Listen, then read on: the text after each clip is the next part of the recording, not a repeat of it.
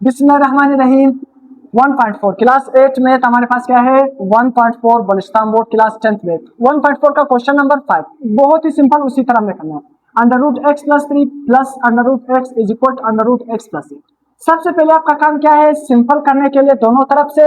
Square लोगे, दोनों तरफ से स्क्वायर लोगे तो सिंपल। अब यहाँ पर इस साइड पर क्या अप्लाई होगा, इस साइड पर हमारे पास ये ए बन जाएगा और ये बी, तो ए प्लस बी का होल स्क्वायर फार्मूला अप्लाई होगा, A square plus 2ab plus B का होल स्क्वायर। और ये वाला साइड तो स्क्वायर और अंडर रूट क्या हो जाएंगे खत्म।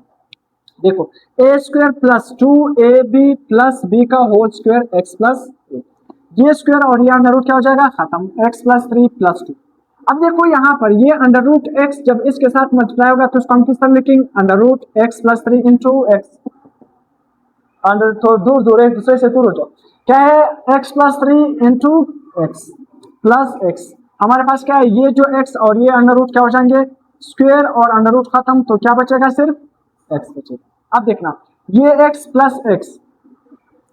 2x plus 2x plus 3 plus 2, यहाँ पर देखो इस x को जब आप x के साथ मल्टीप्लाई करोगे एक्स स्क्वायर, इस x को 3 से मल्टीप्लाई करोगे 3x is equal to x plus 8। अब देखना हमारे पास क्या है ये जो हमारे पास x प्लस 8 है ये 2x प्लस 3, इसको दूसरी तरफ ले जाओ, 2x प्लस में है दूसरी तरफ माइनस, 3 प्लस में है दूसरी तरफ माइनस में। अब यहाँ पर 2 under root x square plus 3। अब देखो माइनस 2x से एक x निकालोगे तो क्या बचेगा माइनस x, 8 में से 3 निकालोगे तो प्लस 5। अब इसको हम इस तरह भी लिख सकते हैं, पहले 5 लिखो इस तरह लिखो, पहले 5 लिखो बाद में माइनस एक्स, पहले प्लस वाला नंबर लिखो बाद में माइनस वाला नंबर लिखो, तरतीब से। अब देखते हैं फिर से ये साइड हमारे पास ये है और ये साइड 5 माइनस एक्स, तो हम फिर से क्या लिखेंगे अगेन स्क्वायर लेंगे, क्या है दूसरी दफा हम क्या करेंगे स्क्वायर लेंगे। क्यों, क्योंकि हमारे पास क्वेश्चन फिर से हल नहीं हो गया, फिर से अंडर रूट आ रहा है, तो अंडर रूट को हमने हर यहाँ से खत्म करना है ताकि सिंपल हो जाए, हम इसकी फैक्टराइजेशन कर सकें। फिर से हम क्या लेंगे अंडर रूट, क्या है दोनों तरफ क्या लेंगे स्क्वायर लेंगे, क्या लेंगे स्क्वायर, ये स्क्वायर देखो ये जो स्क्वायर है ये इसके ऊपर भी है और ये स्क्वायर इस 2 के ऊपर भी है, तो 2 का स्क्वायर क्या होगा 4, ये जो स्क्वायर है ये अंडर रूट के साथ क्या हो जाएगा खत्म, तो एक्स स्क्वायर प्लस 3x। यहाँ पर फिर से फार्मूला अप्लाई होगा, कौन सा फार्मूला अप्लाई होगा a माइनस बी वाला, कौन सा फार्मूला, देखो ये हमारा a बन जाएगा और ये हमारा b बन जाएगा, तो a माइनस बी का होल स्क्वायर किसके बराबर है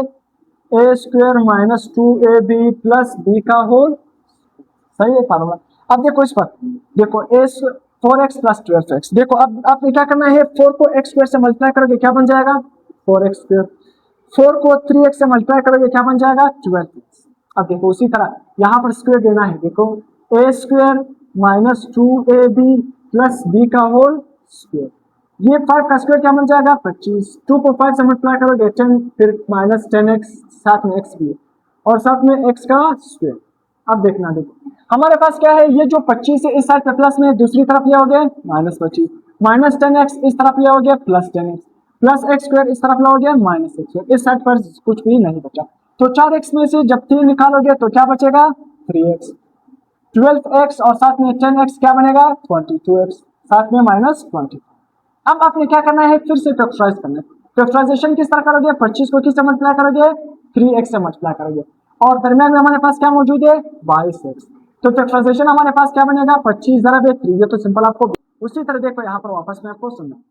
हमारे पास क्या है 25, देखो माइनस 25 को किससे मल्टीप्लाई करोगे 3x स्क्वायर से मल्टीप्लाई करोगे, तो माइनस 25 ज़रब हमारे पास क्या है 3x स्क्वायर, तो 25 को जब 3x से मल्टीप्लाई करोगे सिंपल देखो 25 ज़रब 3, 5 3 ज़ा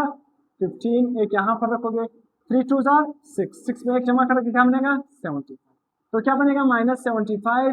क्या है 75x स्क्वायर। दो ऐसे नंबर दो जिसको मल्टीप्लाई करने से माइनस 75x और प्लस माइनस करने से क्या आ जाए प्लस 22x, तो देखो वो नंबर क्या है हमारे पास 25x माइनस 3x, 25x में से 3x निकालोगे क्या बचेगा 22x, 25x को माइनस 3x से मल्टीप्लाई करोगे वापस क्या बनेगा माइनस 75x, ये फैक्टर समझ आ गया।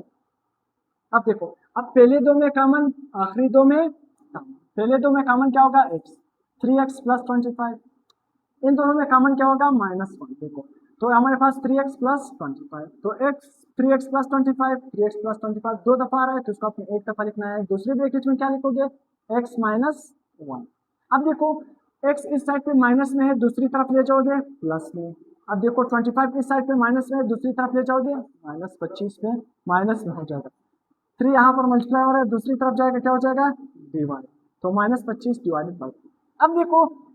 मैं क्या करूंगा, ये वैल्यू भी चेक करूंगा, ये वैल्यू भी चेक करूंगा, जो दोनों साइड बराबर आ गया वही एक्स की हमारे पास वही हमारा आंसर बनेगा, वही हमारा क्या बनेगा आंसर। तो सबसे पहले मैं x इज इक्वल टू 1 ये पुट कर लेता हूँ क्वेश्चन में। हमारे पास क्वेश्चन क्या है, x की जगह क्या लिखूंगा 1 + 3 प्लस x की जगह क्या लिखूंगा 1, फिर क्या है इज इक्वल टू x की जगह क्या लिखूंगा 1 + 3, तो 1 + 3 क्या बनेगा 4, फिर यहाँ पर √1। देखो अगर मैं 1 का स्क्वायर ले लूँ तो इससे फर्क होगा या नहीं होगा। देखो 1 स्क्वायर का मतलब क्या है 1 सरब है 1, वही 1 ही है, तो 1 स्क्वायर में लूंगा तो √ क्या हो जाएगा खत्म। तो यहाँ पर क्या बचेगा हमारे पास 1, और 4 को मैं इस तरह लिख सकता हूँ ना 2 का स्क्वायर, 2 का स्क्वायर, तो √ और स्क्वायर क्या हो जाएंगे खत्म। तो 2 + 1 क्या बनेगा 3, और इस साइड में 9 को मैं इस तरह लिख सकता हूँ 1 + 8 क्या बनेगा 9, और 9 को मैं क्या लिखूंगा 3 का स्क्वायर, √ और स्क्वायर खत्म। तो 2 + 1 3 यहाँ पर 3, तो हम दोनों साइड जब बराबर आ जाए तो हमारा आंसर भी यही होगा। हमारा आंसर क्या है x, ये जो 1 आ गया x की ये वाली वैल्यू हमारा क्या बनेगा आंसर। दूसरी वैल्यू को चेक करने की जरूरत नहीं है, हमारा जो सही दोनों साइड बराबर आएगा वही हमारा क्या बनेगा आंसर बनेगा।